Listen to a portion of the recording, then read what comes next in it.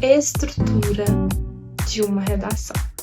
Hoje vamos falar sobre a redação dissertativa. Sou a Maria Luísa e já pensou que antes de você começar a escrever, você deve planejar a estrutura do seu texto? Sim, planejar. Um texto dissertativo deve conter introdução, desenvolvimento e conclusão. Como que você vai organizar esses parágrafos? Já pensou quantos parágrafos você vai escrever? Não? Então, eu sempre coloco a dica para os meus alunos de fazer 4 parágrafos. Um parágrafo para introdução, 2 parágrafos para desenvolvimento e 1 parágrafo para conclusão.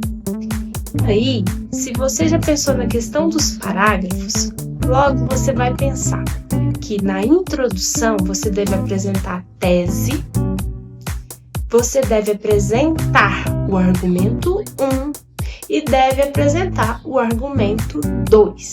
Então veja que na introdução temos tese, argumento 1, argumento 2.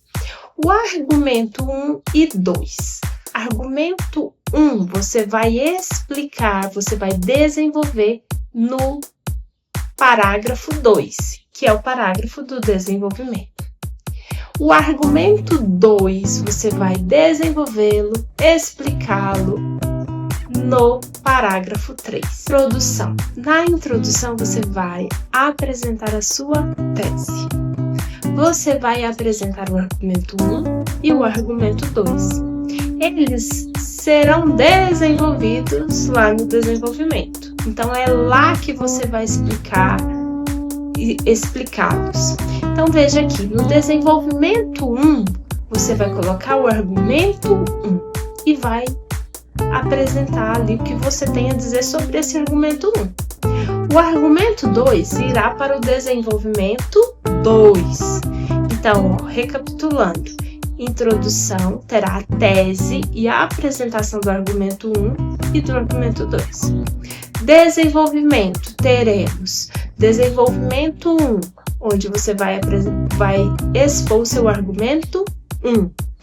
Desenvolvimento 2, você vai expor o argumento 2. Iremos então para a conclusão, que é onde você apresenta o que pode ser feito para solucionar ou melhorar o problema apresentado. Veja que nós temos então introdução, desenvolvimento e conclusão.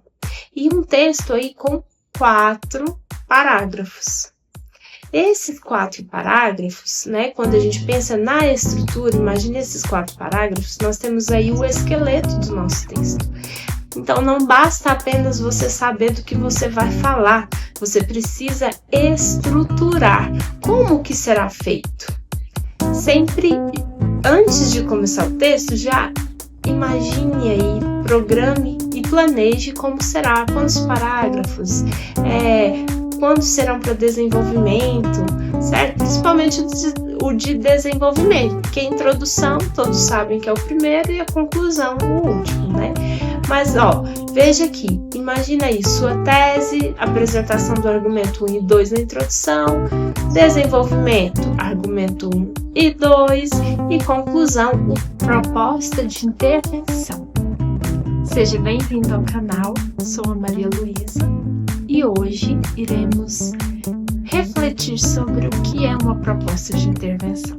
A proposta de intervenção é pedida na avaliação do Enem, na parte da redação.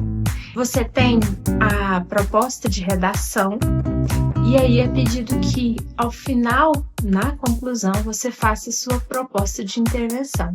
O que pode ser feito para resolver o problema?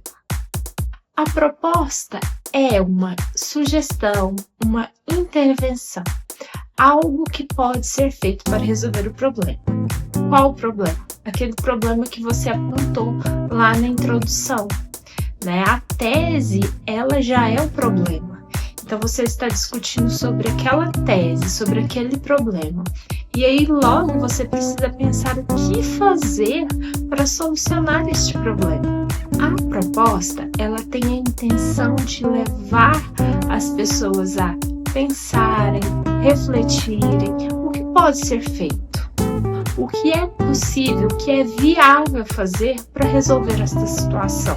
E aí entra o diálogo, a colaboração, a troca de experiências. Como eu disse, a sua proposta de intervenção deve ser prática e viável, algo que realmente possa ser feito. Você vai ver que a proposta de intervenção fica na conclusão. Desta forma, a gente pensa numa estrutura para a conclusão. E de que maneira que você poderá fazer essa estrutura? Primeiro, identifique o problema. Então, mais uma vez, retome a tese e mostre que é um problema e o que pode ser feito para solucionar. Veja que a proposta de intervenção deve ser clara, deve ser objetiva. Dessa forma, você precisa ser prático. Se você pensa nessas soluções, você também deve analisar quem será o agente responsável pela transformação. Então, quem vai implementar esta proposta? Aliás, quem irá implementar esta ideia? E aí a gente pensa em algo que abrange o governo, ONGs, sociedade, a família, escola. Se você pensou na solução, você tem que pensar em como ela será executada, de que maneira, como a solução poderá ser colocada em prática. De que maneira você vai colocar em prática esta solução? Quais serão os caminhos? Quais serão os meios? Qual o percurso a fazer? Quais serão os passos necessários para executar esta proposta? E aí, na conclusão, você deve citar também como a intervenção irá melhorar a situação. E mais uma vez, seja viável, pense em algo que possa realmente ser feito. E lembre-se de respeitar os direitos humanos, que é uma das competências